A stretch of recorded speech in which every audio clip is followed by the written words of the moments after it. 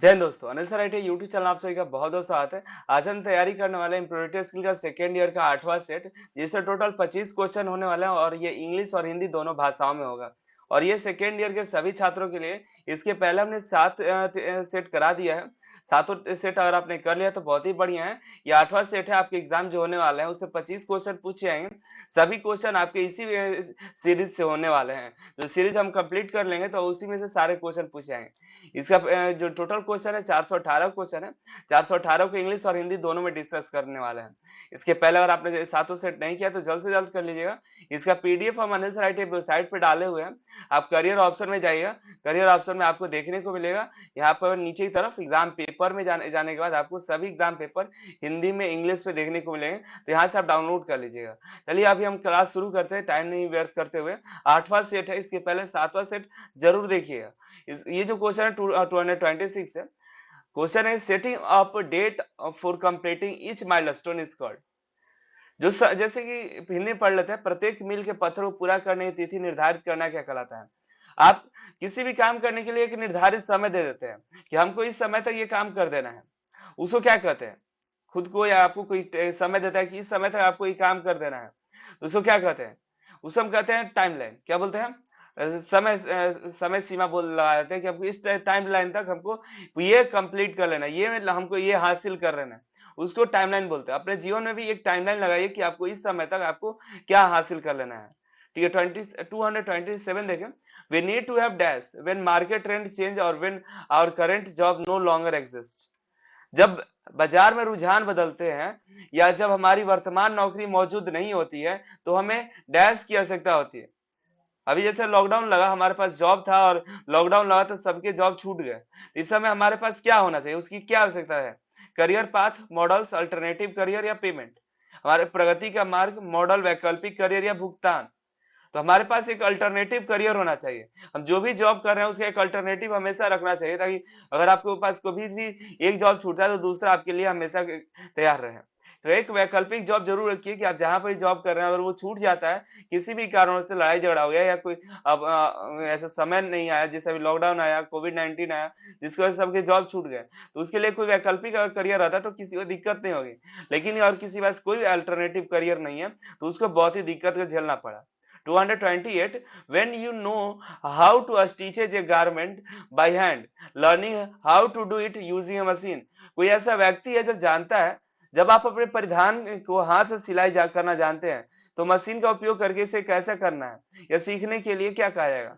यानी कि अगर आप आपका कोई कपड़ा है उसको हाथ से सिलना जानते हैं, हाथ से सिल सकते हैं, लेकिन मशीन चलाने नहीं आता है, तो आप सीख रहे हैं कि मशीन से उस कपड़े को कैसे सिला जाए। ये क्या किस तरह का नॉलेज कहलाता है। क्या वो करियर है, एम्प्लॉयमेंट है, अप स्किलिंग है, लर्निंग है। जब आप कोई कपड़ा सिलना जानते हैं हाथ से, सुई से, लेकिन आप चाहते हैं कि उसे मशीन से कैसा सिला जाए, इसकी ये सीखना चाह रहे हैं, तो क्या है, वो अपने स्किल को बढ़ा रहे हैं। उसको हम कहते हैं अप स्किलिंग। आप सिलना तो जानते ही हैं, लेकिन आप मशीन से सिलने की जानकारी रखने की कोशिश कर रहे हैं, तो उसको स्किलिंग कहते हैं। आपके पास एक स्किल है पहले से, वो स्किल है सिलाई करना। सिलाई करना आता है, उसी सिलाई को और अच्छा कर सकते हैं मशीन से, उसको अप स्किलिंग बोलते हैं। 229 many companies provide up skilling opportunity through. बहुत सारी कंपनियां क्या है, आपको अप स्किलिंग की अपॉर्चुनिटी देती है। किसके द्वारा, तो कई कंपनियां डैश के माध्यम से अप स्किलिंग का अवसर प्रदान करती हैं। On job training, OGT certificate course, wages, payment या ट्रेड। ऐसी कंपनियां जो आपकी जो स्किल्स है उसको और बढ़ाने की कोशिश करती है, वो है ओजीटी के थ्रू। ओजीटी मतलब ऑन द जॉब ट्रेनिंग। मतलब अभी आप जॉब के थ्रू, मतलब आपकी कहीं किसी फील्ड में आपको ले जाकर ट्रेनिंग कराया जाएगा, उसको ऑन जॉब ट्रेनिंग कहते हैं। नौकरी का प्रशिक्षण, ट्रेनिंग देना, जॉब ट्रेनिंग, नौकरी का प्रशिक्षण देना। नेक्स्ट है, अभी जो है ओजीटी चल रहा है, पीएससी का ओजीटी चल रहा था, पीएससी ऑक्सीजन प्लांट का टेक्नीशियन के लिए ओजीटी चला था, ऑन जॉब ट्रेनिंग कराया गया आईटी वालों को। जो अब तो जो उनकी ज्वाइनिंग भी हो चुकी है। 230 trying new things and finding new way to do old thing is called. नई चीजों को आजमाना और पुरानी चीजों को करने की नए तरीके खोजना क्या कहलाता है। नए चीजों को आजमाना और पुरानी चीजों को करने की नए तरीके ढूंढना। नेगोशिएशन, कोलैबोरेशन, इनोवेशन या कम्युनिकेशन। नेगोशिएशन मतलब बातचीत, कोलैबोरेशन मतलब सहयोग, इनोवेशन मतलब नवाचार, कम्युनिकेशन मतलब संचार। नया चीज ढूंढना इनोवेशन कहलाता है। कुछ इन्वेंट करना, खोज करना, नया बनाना, वो कहलाता है इनोवेशन। तो अगर आपको नई चीज कोई बनानी है, नया तरीका आजमाना है, तो नया इन्वेंशन करते हैं या इनोवेशन करते हैं। 231 देखिए, we dash in a proper way so that we may reach a profitable and healthy compromise. हम डैश उचित तरीके से करें ताकि हम एक लाभदायक और स्वास्थ्य समझौता कर सकें। हमें क्या करना चाहिए ताकि हमें लाभ भी हो और हमें कोई दिक्कत भी नहीं हो। तो कोलैबोरेट, नेगोशिएट, इनोवेट, एलिवेट, सहयोग, मोल भाव करना, नया करना या तरक्की करना। तो हम क्या करें, नेगोशिएट करेंगे। नेगोशिएट मतलब मोल भाव करना, जिससे हमें फायदा भी होगा और किसी को कोई दिक्कत भी नहीं होगी। कहेंगे 2 रुपया कम कर दो, 10 रुपया कम कर दो, वो कहेगा नहीं हम 2 रुपया कम करेंगे, आप कहेंगे नहीं 10 रुपया कम करो, चलो ठीक है 5 ही कर दो। तो ये मोल भाव हो गया, इसे किसी को दिक्कत नहीं हुआ, बीच में आके आपको काम भी हो गया, लाभ भी हो गया और किसी को कोई दिक्कत भी नहीं हुई। ये तो 232, thinking in a smart way by questioning the information you receive so that you are not fooled by fake news is called। आपको प्राप्त होने वाली जानकारी पर सवाल उठाकर स्मार्ट तरीके से सोचना ताकि आप नकली समाचारों से मूर्ख न बने, क्या कहलाता है? नेगोशिएटिव, इनोवेशन, करियर या क्रिटिकल थिंकिंग। बातचीत, नवाचार, आजीविका या महत्वपूर्ण सोच। कोई भी कार्य हो रहा है, आप उसके बारे में सोच रहे हैं और उससे बचने की कोशिश कर रहे हैं, बच सकते हैं, उसके लिए आप क्या करिएगा? तो उसके लिए आपको क्रिटिकल थिंकिंग होना चाहिए, महत्वपूर्ण सोच होना चाहिए। और जैसे आपको फोन करके कोई कहता है कि देखिए आपको लॉटरी लग गया है, 10,000 अभी भेजिए, आपको 2 लाख की लॉटरी लगी है, अभी 10,000 से रजिस्ट्रेशन कराइए, 2 लाख आपके घर में पहुंचा दिया जाएगा। तो आप उस समय अपना दिमाग लगाएंगे कि ऐसे कैसे, तो उस समय आप जो दिमाग लगाएंगे उसको क्रिटिकल थिंकिंग कहेंगे और उस समय अपना दिमाग लगा के अपना 10,000 भी बचा सकते हैं, वो फेक न्यूज से बच सकते हैं। 233, the ability to adopt to fast changes is dash. तेजी से बदलाव के अनुकूल रहने की क्षमता क्या कहलाती है? अभी टेक्नोलॉजी बढ़ रही है, अभी अभी बहुत ही ज्यादा चेंजेस हो रहे हैं, तो हमें अगर उस बदलाव के साथ जुड़े रहेंगे तो कैसे क्या करना होगा? इनोवेशन, नेगोशिएशन, कोलाबोरेशन या अडेप्टेबिलिटी। नवाचार, बातचीत, सहयोग या अनुकूल क्षमता। एबिलिटी, अडॉप्ट, अडॉप्ट मतलब अनुकूल और एबिलिटी मतलब क्षमता होता है। जो भी बदलाव हो रहा है अभी दुनिया में, उस बदलाव के साथ अगर आप जुड़े हुए हैं तो आप आगे बहुत ही ग्रोथ करेंगे। जैसे कि अभी टेक्निकल, जैसे कि सभी को कंप्यूटर की जानकारी होनी चाहिए, सभी को मोबाइल की जानकारी होनी चाहिए कि मोबाइल कैसे चलता है, कंप्यूटर पे काम कैसे करते हैं, ये टेक्निकल हैंड है, इसकी जानकारी बहुत जरूरी है। आप आईटीआई भी कर रहे हैं तो आपको भी कंप्यूटर चलाने की जानकारी होनी चाहिए, क्योंकि जो आने वाला भविष्य जो है, फ्यूचर बहुत ही चेंजेस हो रहा है, उसके लिए आपके अंदर ये हो काबिलियत है कि आप कंप्यूटर चला सकते हैं। तो ये चला सकते हैं मतलब आप जो बदलाव हो रहे हैं तो उसके अनुकूल है। जैसे आप कंपनी में किसी काम ही कर रहे हैं, पहले हाथ से काम होता था, अब मशीनों से कर रहे हैं, तो आप मशीन चलाना ही नहीं जानिएगा तो कैसे उसके अनुकूल ढलिएगा? आप कंपनी को क्यों रखिएगा जब आपको मशीन ही नहीं चलाने आएगा? तो ये कहलाता है अडेप्टेबिलिटी, जिसमें जो भी माहौल है उसके अनुसार ढल जाना। 234, when we work with other it is called। जब हम किसी के साथ काम करते हैं, जब हम दूसरों के साथ काम करते हैं तो उसे क्या कहते हैं? Innovation, career, collaboration, decision making. नवाचार, आजीविका, सहयोग या निर्णय लेना। तो इसको हम कहते हैं कोलैबोरेशन, सहयोग बोलते हैं। एक कंपनी है, आप चाहते हैं कि आप इस कंपनी को, जैसे सरकार भी अभी सब चीज बेच रही है, सरकार से कई सारी चीजें बेच रही है, तो उसको वो खुद को नहीं संभाल पा रही कि कैसे चलाएंगे, तो उसके लिए कोलैबोरेट कर रहे हैं कि बड़े बड़े कंपनियों से सहयोग करें ताकि उस जो सरकारी संपत्ति है उसको दूसरा कोई चला पाए। इसी तरह आपकी कंपनी है, आप नहीं चला पा रहे हैं, आपकी एबिलिटी नहीं है, तो आप किसी दूसरे कंपनी से कोलैबोरेट कर लेंगे और दोनों एक साथ काम करेंगे। या आप चाहते हैं कि आपका जो भी आप ग्रोथ और कर रहे हैं, आप चाहते हैं कि और ग्रोथ करें, तो किसी कंपनी से हाथ मिला लेंगे तो और भी दोनों लोग मिलके कोलैबोरेट करते हैं, तो उसको क्या कहते हैं? एक दो लोग मिलकर जब काम करते हैं तो उसे कोलैबोरेशन कहते हैं। 235, new technology have changed the way we work, hence irrespective of one's dash learning dash is important to work in a and dash manner। नए तकनीकों ने हमारे काम को करने के तरीकों को बदल दिया, ऑफ कोर्स बदल दिया। आप पहले विद्यालय में पढ़ते थे, अब ऑनलाइन पढ़ रहे हैं। इसलिए किसी को भी डैश के बावजूद सीखना डैश एक डैश तरीके से काम करने के लिए महत्वपूर्ण है। Effective job new skills efficient job, job efficient new skill efficient. यहाँ पर है, हिंदी में देख सकते हैं। इसके लिए सही जवाब क्या है? New technology have change the way we work, hence irrespective of ones job learning new skill, नया स्किल्स को सीखना है is important to work in efficient manner. देखिए, अगर आपको जॉब करना है तो नई नई चीजें, नई नई स्किल्स को आपको सीखनी होगी, और वो भी इफिशियंट मैनर में, वो भी अच्छे मैनर में, कुशल मैनर में, बढ़िया से सीखना है। ये नहीं कि सर्टिफिकेट लेने के लिए नहीं सीखना है। जो आने वाला दौर है उसमें आपको सीखने की आवश्यकता है, स्किल लेने की आवश्यकता है। सर्टिफिकेट तो वैसे भी आपको मिल जाएगा। तो आने वाली टेक्नोलॉजी बदल रही है, तो आपको सीखना होगा, नए नए स्किल्स रखने होंगे, और आपको ये ध्यान रखना होगा कि आपको सर्टिफिकेट नहीं, आपको नॉलेज गेन करना है। नेक्स्ट क्वेश्चन है 236। एक व्यक्ति जो अपने करियर से संबंधित नई चीजें सीखता है और नवीनतम औद्योगिक विकास के साथ अद्यत है, तो क्या है? Stealth mindset, growth mindset, collaboration, communication, रुकी हुई मानसिकता, विकास की मानसिकता, सहयोग या संचार। तो ग्रोथ मानसिकता, विकास की मानसिकता, जो भी व्यक्ति अपने करियर से संबंधित नई चीजें सीखता है, सोचता है कि अब हम क्या करें, चलिए हम तो लेथ मशीन चलाना सीख गए, अब हम ड्रिल मशीन चलाना सीखेंगे, ये भी दे सीख लिए तो हम ये मशीन चलाना सीखेंगे, ये भी सीख लिए तो भी आगे और सीखते जाएं। तो सोचता है अपने खुद के विकास करने की हमेशा उद्यत रहता है कि हमको अब नए नए चीज सीखते रहना है, रुकना नहीं है। अब तो ये काम कर ही रहे हैं, लेकिन हम सीखना और है, तो उसका विकास जरूर होगा। उसको वैसा ही बनना चाहिए, हमें हमेशा लर्नर होना चाहिए, सीखते रहना चाहिए। नेक्स्ट है 237। A person who does not take necessary step to learn new skills even when there is threats a losing job is dash। एक व्यक्ति जो अपनी नौकरी खोने का खतरा होने पर भी नए कौशल सीखने के लिए आवश्यक कदम नहीं उठाता है, वो कैसा है आदमी है? खुले विचार वाला है, खुले विचार वाला नहीं है, अनुकूलनीय है, अप्रभावी है। देखिए, जैसे कि ये जो है खुले विचार वाला नहीं है, ठीक है। ये देखिए, अब क्या है कि अगर आप किसी कंपनी में काम कर रहे हैं, आप कंपनी में, अब हम बार बार कहते हैं कि नए नए मशीनें आती रहेंगी, आप जिस भी कंपनी में रहेंगे तो नई नई चीजें आपको सीखती रहनी होगी। और लेकिन जो व्यक्ति होते हैं वो नए नए चीजें सीखने के लिए नहीं चाहते कि हम नहीं सीखेंगे, लेकिन सीखना चाहिए। तो वैसे को हम नो ओपन माइंडेड कहते हैं, ठीक है। हमें नए नए स्किल्स सीखते रहने होंगे, तभी हम आगे बढ़ेंगे, कंपनी तभी हमें रख पाएगी।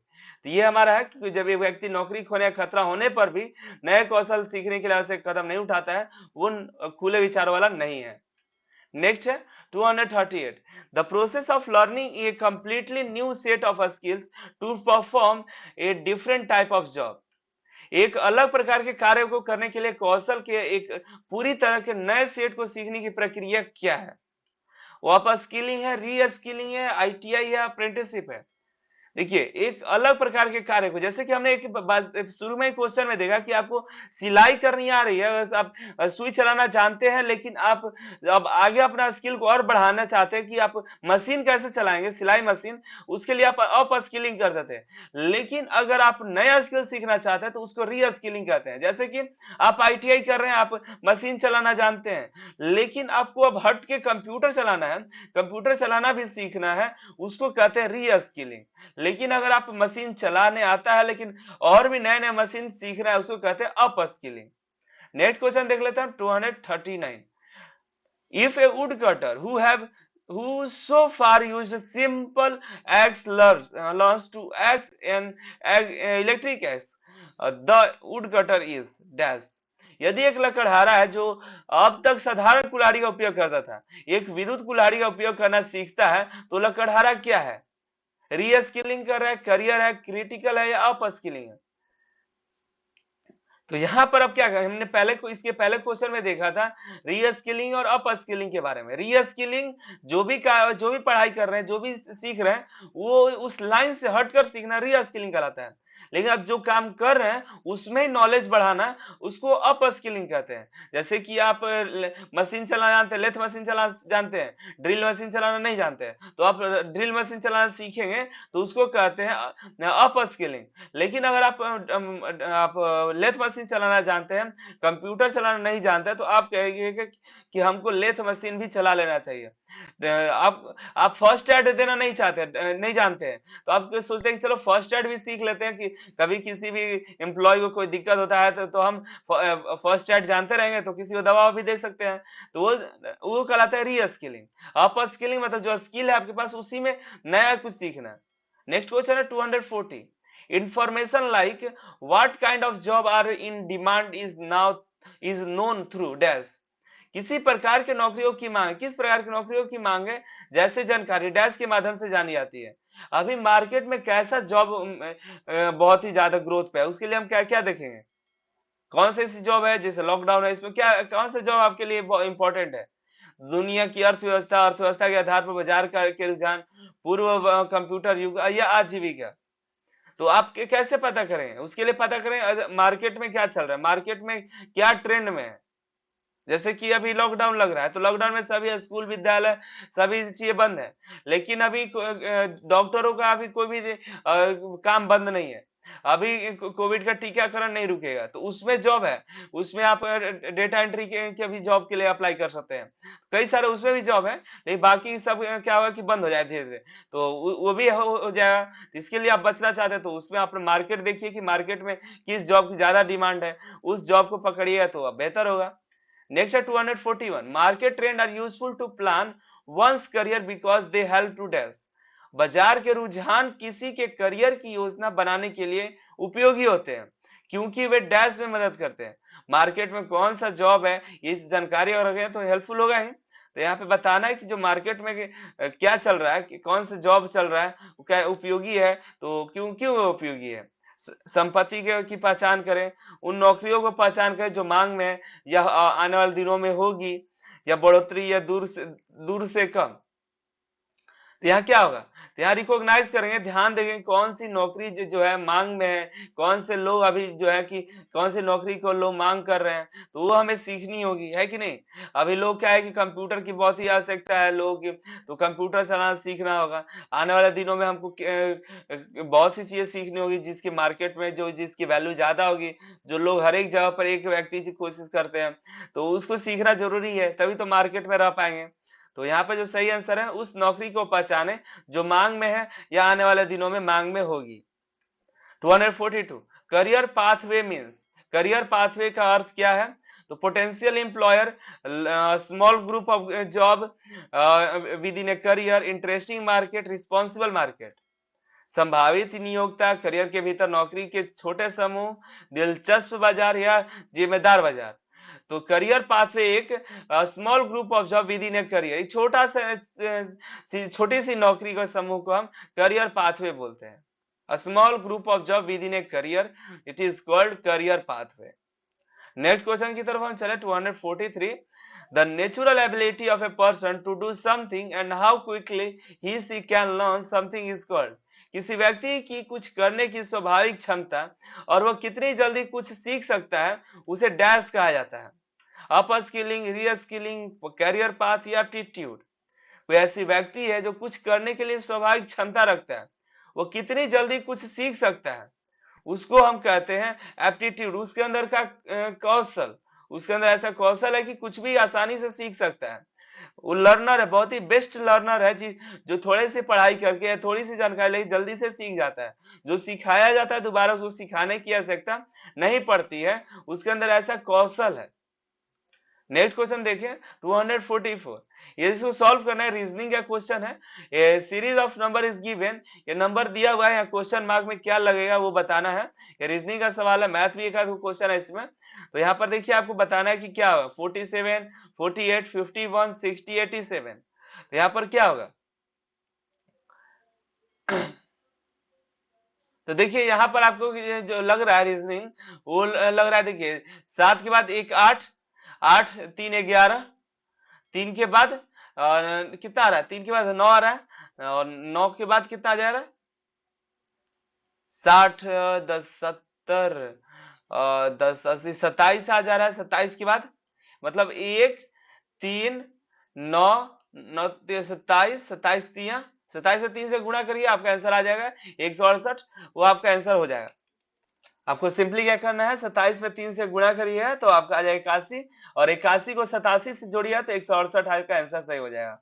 जैसे 1 3 3 के बाद 9 9 9 27 27 तिया 27 तिया हो जाता है 81 81 में जोड़ना है 87 81 87 जोड़िए तो 168 आपका आंसर होगा। ये आपका आंसर है 168 हो जाएगा। नेक्स्ट है a man can reach certain place in 40 hour. एक आदमी है एक निश्चित स्थान पर 40 घंटे में पहुंच जाता है। यदि वो अपनी गति बढ़ाता बाई 1/15 से कम कर देता है तो उस समय की 5 किलोमीटर कम चलता है। ये दूरी तय की गई कुल दूरी कितनी होगी? दूरी बताना है। 60 होगा, 85, 75 या 52 होगा। क्या होगा इसका? दूरी बताना है।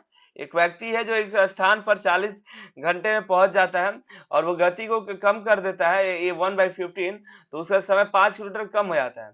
तो उसका जो कितना कम हो जाता है तो उसका जो दूरी जो होगा 75 किलोमीटर हो जाएगा। कुल दूरी 75 किलोमीटर। नेक्स्ट देखें 246 3 इज व्हाट परसेंट ऑफ 3000। 3000 का कितना परसेंट है? 3000 है आपके पास, 3000 का 3 जो है कितना परसेंट होगा? ये 3000 का 3 को परसेंट में ये कितना परसेंट है इसका? 3000 का जो 1% हो जाएगा, 3 कितना होगा 1%? 3000 का 1%,